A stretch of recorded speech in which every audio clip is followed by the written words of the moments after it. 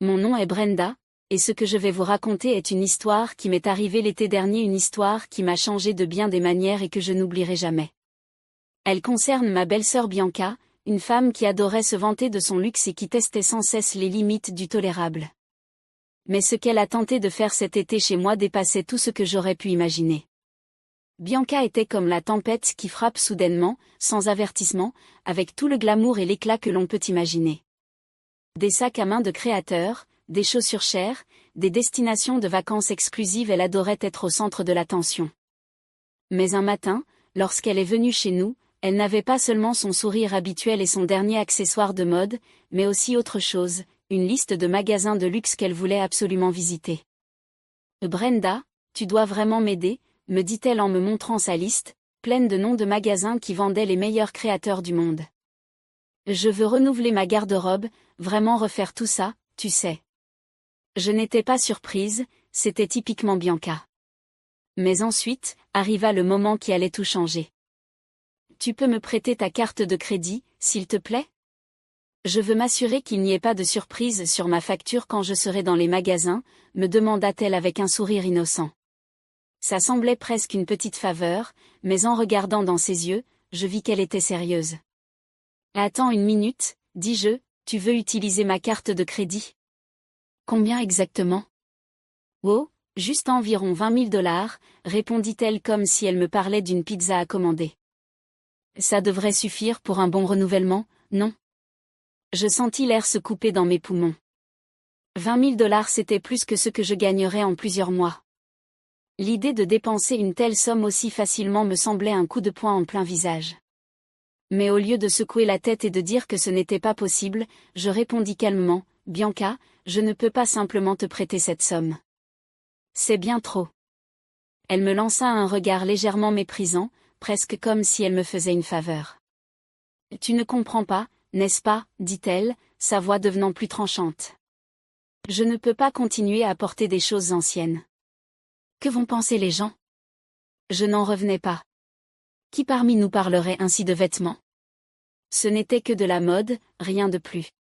Mais elle n'était même pas prête à l'accepter.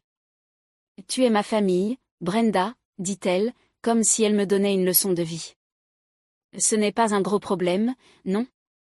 Je pensais que tu me ferais confiance. » Ces mots me frappèrent comme un coup de poignard, mais je tentai de rester calme. « Bianca, ce n'est pas une question de confiance. C'est une question de 20 000 $, une somme énorme, même pour une famille. Je ne peux tout simplement pas te les donner. Et honnêtement, je pense que tu pourrais gérer ça autrement. Pourquoi ne pas économiser un peu chaque mois et acheter ce que tu veux plus tard ? » Elle me regarda comme si j'avais commis le plus grand des crimes.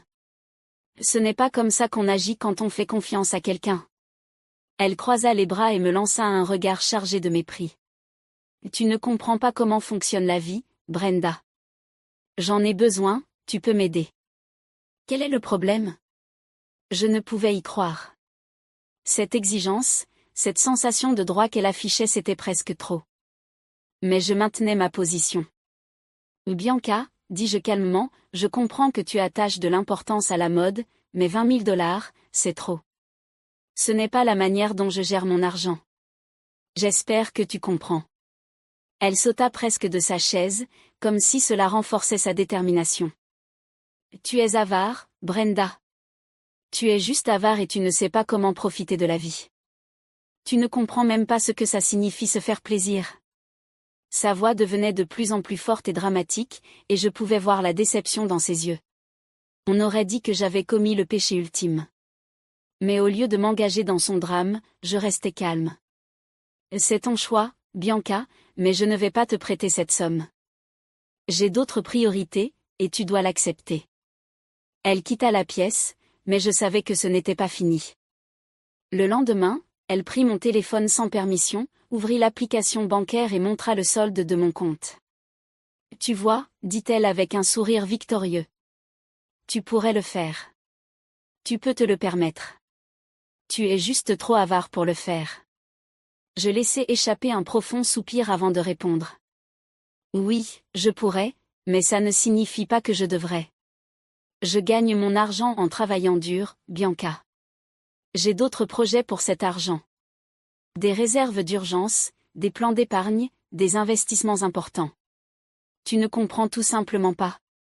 Sa réaction fut comme je l'avais prévu, elle souffla avec dédain et partit. Mais elle revenait sans cesse, essayant à chaque fois de me faire adopter son point de vue. Mais je résistais. Finalement, vint le moment du dîner familial. Bianca commença son monologue dramatique devant tout le monde sur à quel point j'étais avare, et à quel point j'étais incapable de l'aider à renouveler sa garde-robe. Chaque mot était comme un couteau qu'elle lançait dans ma direction. Mais je restais calme. Mes beaux-parents échangèrent des regards, mon mari serra ma main pour me montrer son soutien. Mais je savais que cette situation, cette leçon, était maintenant terminée. Finalement, Bianca se tourna vers moi et dit « J'aurais aussi bien pu aller faire du shopping avec quelqu'un d'autre. Quelqu'un de plus généreux que toi. » Je ne pus m'empêcher de rire. Si quelqu'un fait ça pour toi, Bianca, bonne chance. Cette personne en aura bien besoin. Après le dîner, j'entendis ma belle-mère chuchoter à propos de Bianca, elle a toujours des attentes démesurées. Et je savais que cette situation l'avait peut-être fait réfléchir. Depuis cet incident, Bianca ne m'a plus demandé un centime. Et je crois qu'elle a enfin compris que la vraie famille ne consiste pas à se pousser dans des situations inappropriées. Elle a son luxe, et moi, j'ai mes principes.